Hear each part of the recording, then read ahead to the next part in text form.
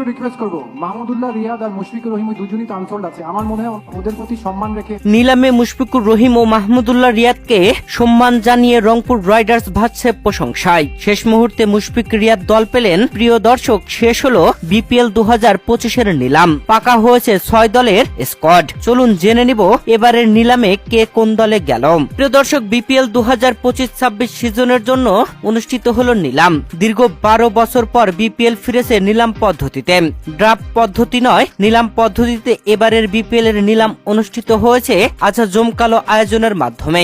দেশি বিদেশি খেলোয়াড়দেরকে নিলাম থেকে কিনে দল সাজিয়েছে এবারের বিপিএল এ অংশ নেওয়া 6টি দল। এবারের নিলামে সর্বোচ্চ দাম পেয়েছেন নাইম শেখ। এই ক্যাটাগরিতে থাকা নাইম শেখ ও লিটন কুমার দাসের মধ্যে নাইম শেখ 1,10,00,000 টাকা দাম পেয়েছেন। তাকে দলে নিয়েছে চট্টগ্রাম রয়্যালস। প্রিয় দর্শক, আর লিটন কুমার দাসকে রংপুর রাইডার্স 70 লাখ টাকায় দলে নিয়েছে। বি ক্যাটাগরিতে থাকা মুশফিকুর রহিম ও মাহমুদুল্লাহ রিয়াদ দল পাননি।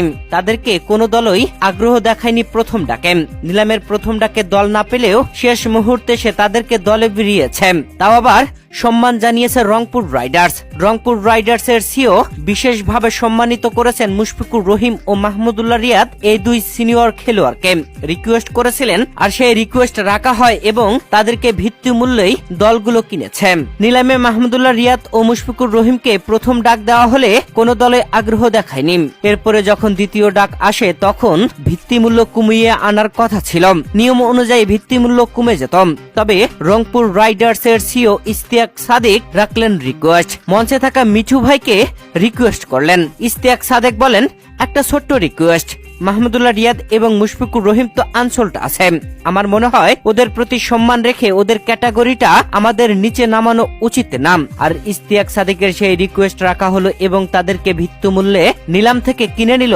মাহমুদুল্লাহ রিয়াদকে তারাই নিয়েছে। রংপুর রাইডার্স মাহমুদুল্লাহ রিয়াদকে ভিত্তিমূল্য 45 লাখ টাকায় দলে নিয়েছে। আর মুশফিকুর রহিমকে রাজশাহী ওয়ারিয়র্স ভিত্তিমূল্য 35 লক্ষ টাকায় দলে নিয়েছে। প্রিয় দর্শক, দেশি খেলোয়াড়দের নিলামের পরে হয়েছে বিদেশি খেলোয়াড়দের নিলাম। শেষ হয়েছে বিপিএল এর নিলাম। দেশি বিদেশিদের খেলোয়াড় নিয়ে দল সাজিয়েছে এবারের বিপিএল এ অংশ নেওয়া 6টি দল।